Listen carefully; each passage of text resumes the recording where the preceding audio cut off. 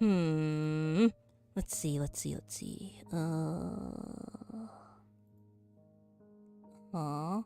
And then where's the button?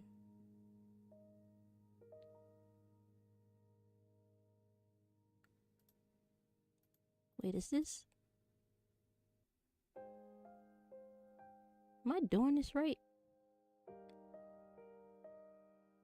Where do I put this? Is that right?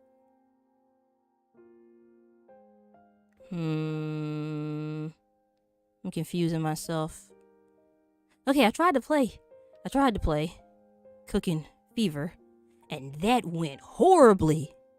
So now I'm gonna play this, because this is much more relaxing. I know nothing about this game. I'm guessing horizons are empty. That's my guess. It's gonna be a lot of reading. Oh, here we go. I mean, it is a visual novel. When he first met her, she was standing outside the wrought iron gates of her school. I must be her, right? She looked lost and confused, as though she had come from the past and had arrived in the current century quite by accident. The sun overhead was harsh, bright yellow, and it made her wince. She held one hand to her face, shielding her eyes, while the other clasped an antique doll against her chest. Am I a little kid? Or do I just really like antiques? The doll looked just as out of place as the girl who held it. He didn't know much about dolls, but he knew it was old. Expensive, too. Yeah, because it's an antique. There was something about the doll's ruby red lips and neat ringlets that suggested it had been cared for tenderly, like a real child. Perhaps better than a real child. The girl herself was not much more than a child either. Only 18, and she had a doll. You know what? That's fine. You can collect what you want, regardless of age. Only 18, but a margin of a week or so. It was her birthday in May 9th. If he remembered correctly, though he did not know why he remembered. He'd never been very good with dates. I'm not either. My memory sucks. I have a garbage memory. She stood there stiffly, her suitcase by her feet, and observed him, but made no motion of moving. Was she afraid? It would be only natural if she was. He had known her since... Could they tell me the names of these characters? This is stupid. Whatever. He had known her since she was 7 years old, but they were hardly friends. This, like their other interactions, was strictly business. He was to be her chauffeur, and she was the passenger. An employee and his employer. But that had never stopped him from being friendly. Overly friendly, some might say. What does that mean, overly friendly?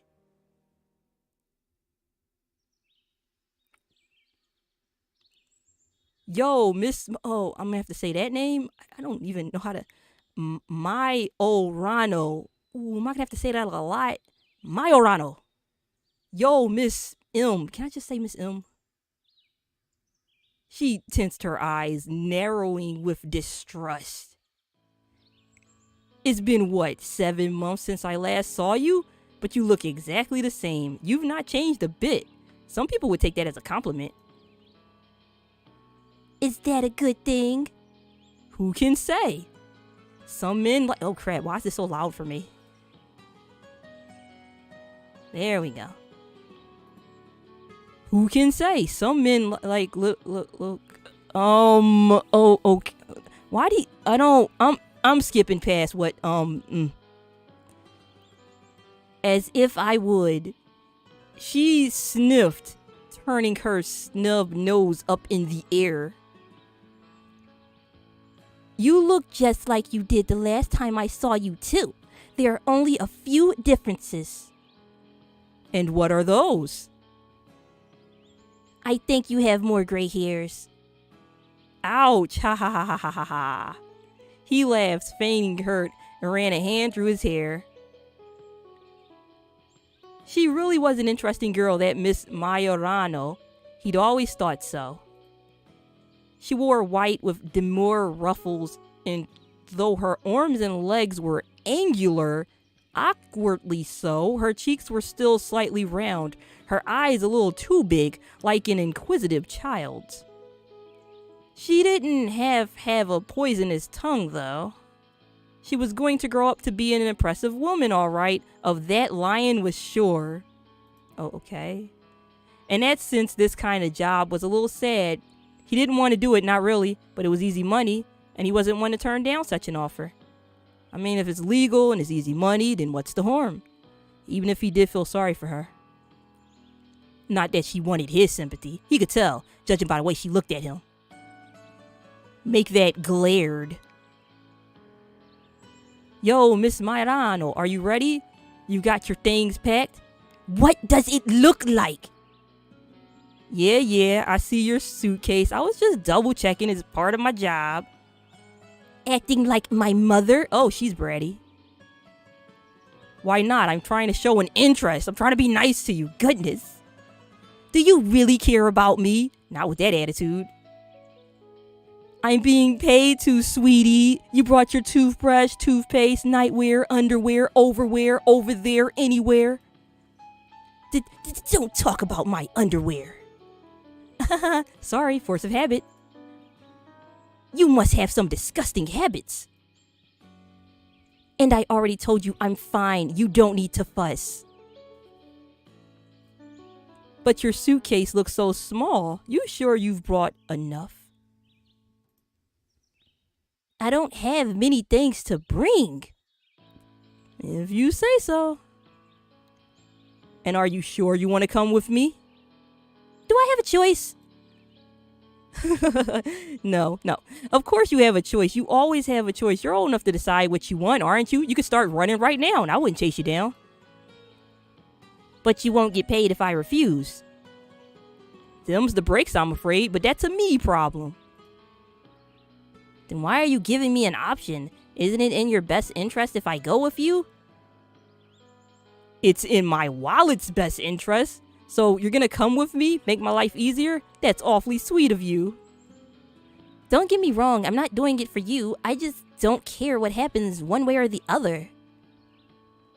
A dangerous attitude to have. Don't you have an important exam coming up? You'll miss it. I can always retake it next year. You're that desperate to stay with your uncle, huh? He was all the way over in Nice? What the heck?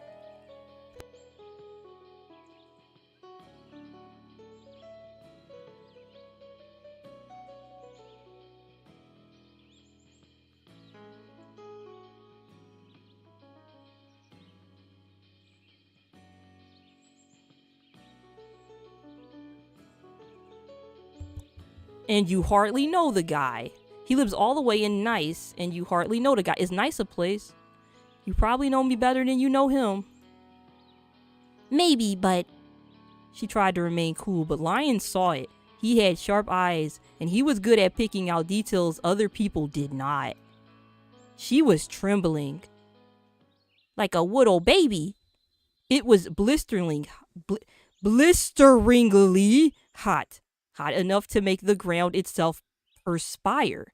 But she was still shaking. Like a leaf. She did not want to go with him. He could see that plainly. As plain as the little snub nose in the center of her face. Why then was she agreeing to this? She was old enough to say no. He'd made that quite apparent. She could run away at any time. But maybe she didn't have the willpower or the leg power. Maybe she was sick of South Italy. There were bad memories here. Her parents' divorce, her family's feud, her father's death, and she wanted to escape. Wow, it just got worse and worse and worse. But running away would only get her so far. Oh. Lion knew she was making a mistake, and she probably knew she was making a mistake too. There was no reason for her to live with her uncle. He had nothing to offer her. She had everything to lose. Her friends, her grades, her future. But she was beyond caring. Geez, what am I going to do with you, Mitty? But the girl standing before him wasn't Midi anymore. She was worlds apart from the shy, shrinking Violet she had been 10 years ago, hiding behind her mother's skirts, clutching Clementine in her arms. This is so weird. I thought I was going to play this game as her, but I don't know anymore. I guess I'm nobody. I'm just an outsider looking in, like I'm reading a book. She was Mireli Myrano now, Miss Myrano, and he had to start treating her as such. I'm tearing that name up, aren't I? I'm doing my best. I'm about to just call her Eminem. Miss Myrano, MM. Otherwise, he'd never be able to see his job through till the end. Oh crap, I didn't expect it to disappear so fast. Lion drummed his fingers against the steering wheel. Restless. He'd only been driving for an hour, but he was already feeling agitated. Sitting still for long periods of time just didn't suit him, especially when his companion was doing her best impression of an ice sculpture. She'd been communicative.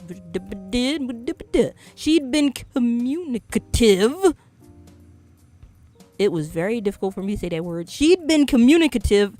Oh, I don't know why that word's so weird to me, and I don't know how to say it. She'd been communicative enough in the morning, so why had she clammed up all of a sudden? Lion knew she was in a bad state, and he couldn't fault her for it, but this was getting tedious. Lose the attitude, Missy. Are you all right, Miss Myrano? I'm fine. It wasn't the most convincing of replies. Are you sure? I'd be pretty sad if I were you. There was no response, at least not a verbal one. Mirel's jaw tensed and her fingers clenched into fists, but that was all. I know she's not thinking about hitting him. Was she trying not to hit? Oh, okay. She really was thinking about it. Let's not be abusive, Miss Myrano. Maybe he was being insensitive, not enough for you to be thinking about hitting him. But she didn't do it, so. Maybe he was being insensitive, but he couldn't help himself. He was a man. He didn't really go for the shoulder paddings and biscuit offerings and, oh, are you all right, you poor dear, ings that so often went with bereavement. It felt false to him, a tacky display, and he wanted no part to play in it. And he didn't have any biscuits in the car anyway. They probably didn't pay him to feed her. So, this is nice, huh? When you get out of the cities, Calabria is actually pretty scenic. Still no response? Alright. Well, what had he expected? It's like talking to a wall. A brick wall. A brick wall that thinks about hitting you sometimes. Maybe it was time to try a different tactic. If inquiring about her mental health was a no-go, he could attempt a more neutral topic. What have you been studying in school lately? Anything interesting? Don't patronize me, please. I wasn't. I was just curious. Well, I'm not in the mood. I thought you said you were fine. I am fine. I just don't feel like talking to you. But you are talking to me. How sad. I take it you haven't learned how to please men yet then. Oh, what a weird thing. What kind of school do you think I go to? I'm studying history and literature. Oh, so I finally get an answer. And you don't set any time aside for needlepoint or cooking or child rearing. Morel made a face. It was the same face she made several months ago when she and Chiara had gone shopping and they'd seen a man propose to his girlfriend in the middle of the food court. His girlfriend had walked off and the man had burst into tears and it had been very awkward for everybody involved. That's adored shame. What century do you come from? I'm not training to be a professional housewife. I'm not like Diamante. Diamante? A girl in your class? Ain't that a character from One Piece? That's right. I wish she wasn't, though. I recognize that name. You've complained about her to me before, haven't you? I don't complain. I was just making an observation. With you, woman, it all amounts to the same thing. Lion snorted, shaking his head. Was Diamante the one with the sugar daddy? The 40-something-year-old banker? What is this game? Mirel nodded. You could stand to learn a thing or two from her. What the heck? Being a piece of worm candy for a wealthy older man ain't such a bad idea. He's telling her to get a sugar. Okay. I'd rather bite off my own tongue and swallow it. How charming. I'm not trying to be charming. Believe me, I am well aware. It's such a shame, though. You'd make such a nice sugar baby. A small sigh. Well, it's your life, not mine. Who am I to judge? Alls I know is, if I was a woman, I wouldn't hesitate to use my wiles to seduce a few rich men. Sounds like a pretty sweet deal. Either that or I could become an adorable housewife. There's nothing wrong with being a housewife. It's a respectable profession. I mean, if that's what you want, it's fine. You would say that. You used to have a thing for my mother, didn't you? Your mother was a very remarkable woman. Yeah, let's keep it at that. Let's not get into details, buddy. That doesn't answer my question. And really, you shouldn't want him to answer the question. It's getting kind of awkward, ain't it? Let's just leave it at that. You don't answer mine either. Okay, let's keep it moving then. I do eventually. Well, maybe I'll answer yours eventually. I wish I hadn't started this conversation. You're feistier than you look. Meow. If you can't be straight with me, I won't be straight with you. It's simple. You'd never cut it as a politician. You're nothing like your father. You leave my father out of this. A small silence descended upon the mismatched pair, broken by the rumble of the car's engine and the road beneath the tires. The tires? Is that word tires? Because the way it's spelled, I don't... Lion's fingers resumed their tapping on the steering wheel, filled with restless energy. When was the last time he'd had a smoke? He couldn't remember. This morning, perhaps? He'd woken up early to pick up Morel? I'm just gonna say Morel, and hopefully that's good enough. She lived, or had lived rather, in Cosenza, while his crappy little apartment was in Catanzaro. Calabria wasn't very big, but that was a solid hour's worth of driving, and the traffic had been particularly awful that morning. I am struggling to say these words. She would live in the opposite end of the region. Mirel was awkward like that. She'd been awkward ever since she was a kid. The awkwardness just manifested itself differently now. Now she's awkward and rude. Lion took one hand off the steering wheel and let the car crash. No, he didn't do that. That would have been horrible. He took one hand off the steering wheel and began to dig through his pocket. He unearthed a crumpled box of Gauloises, slid one of the cigarettes out, and placed it between his lips. He was in the middle of searching for his lighter when he paused, distracted by Morel's expression. He should be distracted by the road. You got to keep both your hands on the steering wheel. Is something wrong? Yeah. You reaching for cigarettes instead of driving the car. I don't want you smoking in the car. It's forbidden. Why? Because of Clementine. She won't mind, will she? Clementine is a doll, right? She won't, but I will. The films will make her think. Oh.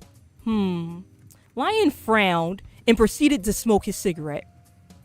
It was unlike him to be swayed by such a young girl, but the fierce honesty in her eyes made him reconsider. Oh, so he put the cigarette out? She was serious about this.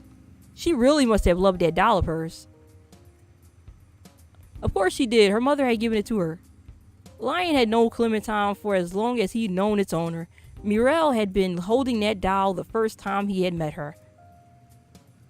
She had only been 7, and she had been a good deal shyer than she was now, softer. Clementine had probably been more talkative than the little girl holding her. How times had changed. All right, fine. I won't smoke in the car. Good. But I can smoke in a hotel room, can't I? No. Aw, why not? It's illegal. And I said no.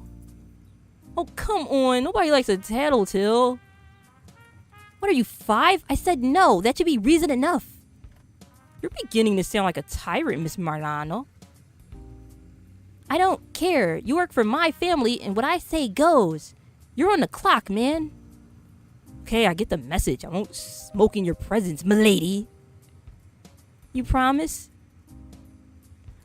I could promise, but there's no guarantee I'll keep it. There isn't, but I'd like to believe you have some common decency. Lion paused. He didn't often make promises or have common decency when he had a habit of breaking them. They seemed like a waste of time to him, and promises were hardly binding contracts, but it was different with Muriel. She'd been let down enough already during her short little life. The poor girl needed a break. Alright, I promise for the duration of our trip, I won't touch a single cigarette. How's that? Just rain on my parade. It's acceptable, I suppose. Only acceptable? I have no idea. You have no idea how painful this is for me. I'm sacrificing my very sanity for you. It's hard to quit smoking. I've never smoked before, but I imagine that it's very difficult. And I'm sacrificing a lot for you too. What are you sacrificing? Well, when you put it like that, she ain't sacrificing nothing. Lion sighed, running a hand through his hair. That was game, set, and unusually for him. He had nothing to say in response.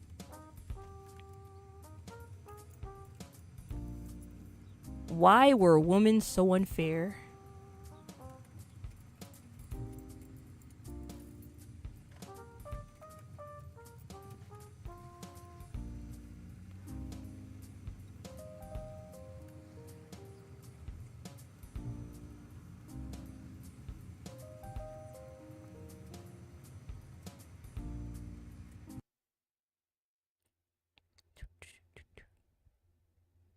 This is cutscene. No, it's not cutscene.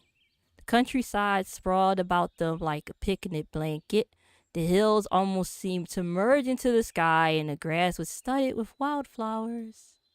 The sun was bright, as it always seemed to be in Calabria, almost blinding. Muriel was relieved to have left the confines of the car, though she had needled Lion when he pulled over to take a break. She hadn't had much sleep the night before, and she was starting to flag. Her lack of sleep hadn't been due to a hasty last-minute rush to finish all her packing, of course. Muriel was far too organized for that. She had started to pack as soon as her uncle had asked her to live with him, before she had decided she wanted to go or not. In fact, she still wasn't sure if she wanted to go. She had no idea. Well, too late now. But it was too late to back out now. Exactly. It's too late. You're already in the car. You're well on your way to your uncle. She had spent the majority last night curled up in her bed like a bug, watching Chiara as she slept. The motions of Chiara's chest as it rose and fell in her sleep had been relaxing. It hadn't helped lull Muriel into the land of dreams, though. Sleep had come much, much later, descending upon her with sharp claws like some kind of vulture. This whole game is a book, isn't it? This whole game is a book, isn't it? This is a book, isn't it? I am reading a book. Welp, I saved it. I thought that I thought this was gonna be like a game with choices, but I'm starting to think that that's not the case. I think this whole game is just the book. It is a visual novel, but I thought it was like a visual novel with choices. But I don't think it has any choices. I think it's literally just a book. It's a book with visual stuff happening, and there you go. Yeah, I saved it though, and yeah, I'm just gonna yeah,